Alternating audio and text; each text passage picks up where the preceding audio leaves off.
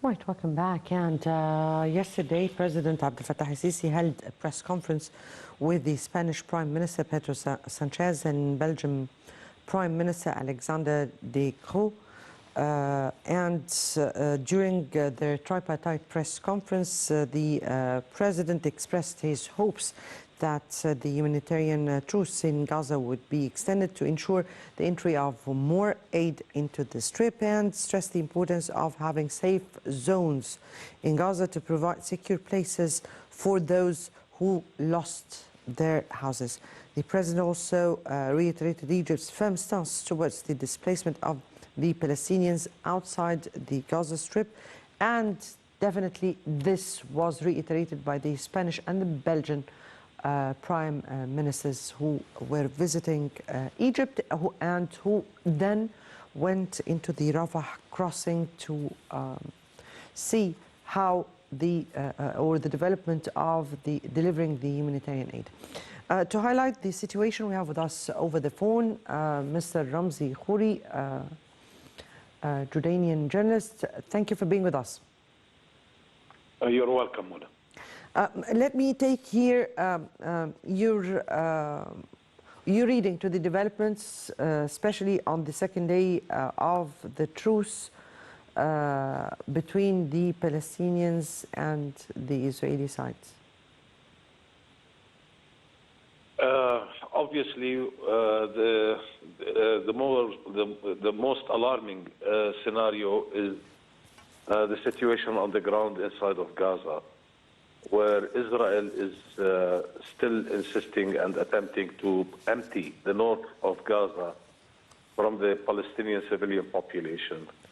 They destroyed the hospitals there, so if anybody needs any care, they're going to have to travel all the way down to the south, where they would find hospitals and medical care.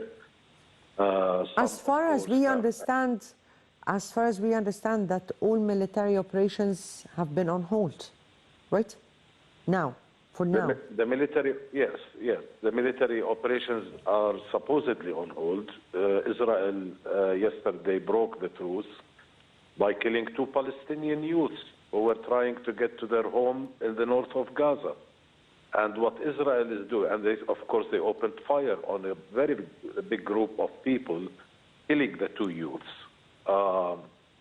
The reason why they're doing this is because they are worried that Palestinians will go back trying to find their homes in the north of Gaza. But we have seen lots of Palestinians returning back to their families, and we have seen also an exchange or a swap of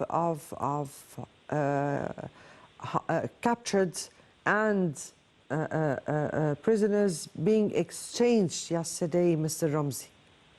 Very important exchange. A lot of people on the 7th of October were wondering why would Palestinians take Israeli civilians, women and children into Gaza. Yesterday the world was shocked to discover that Israel is holding a lot of hundreds of Palestinian women and children. Minors, and some indeed. children have been imprisoned for the past several years, and this is very important for the world to know.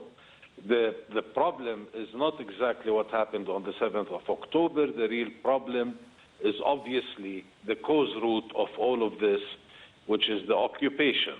And this is a country, a state of occupation that does not have any regard to human values or any human principles or international law. They've been imprisoning Palestinian children all throughout their occupation since 1967 till today, and the world now understands this. So all of these images of Palestinian women and children being exchanged with these civilians who are in Gaza now has sent the message out to the world so that they understand Israel better. Mr. Ramzy, briefly, because my time is running out, but I need to know from you. Now, there is a chance for extending this truce Because we haven't heard also from Hamas and Jihad and some of the Palestinian factions any response towards that. So is there a chance, or how important is this opportunity for extending this truce in order to be able to start negotiating a real, comprehensive, lasting solution to the Palestinian cause? It's extremely, there is a great chance to extend the truce. What we want is to see a permanent ceasefire. Indeed. And going to discussion over the two-state solution in order to resolve this problem once and for all. But it has to be a permanent ceasefire. Indeed. There is a good chance that the truce will be extended because to create a better possibility of exchanging more between the two parties.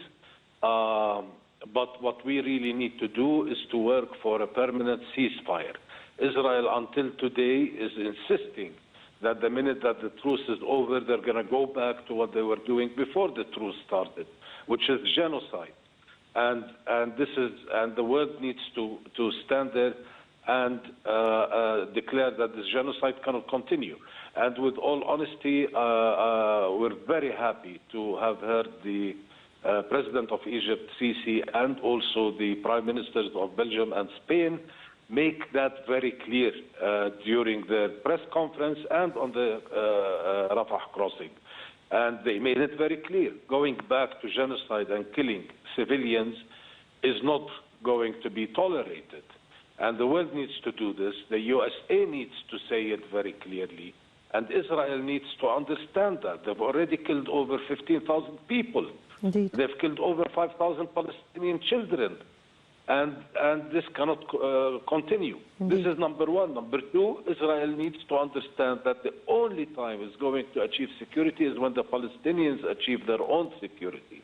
The Palestinians deserve security just like the Israelis do. The Palestinians deserve freedom just like the Israelis do. This whole system of apartheid... And they deserve also a home. A homeland. And they deserve... They don't deserve to be displaced ever. Absolutely. This is basically what it is. And what we all need to do now is to make sure that this happens, because this business of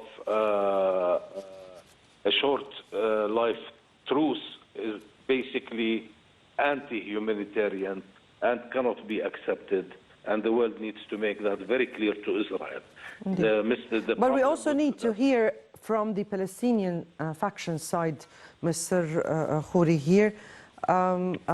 Many thanks for you for being with us over the phone and for your input. I guess that takes us to the end of this episode. Remains to be seen, hopefully, or we are filled with hopes for these upcoming days and for the extension of this truce. Many thanks for watching.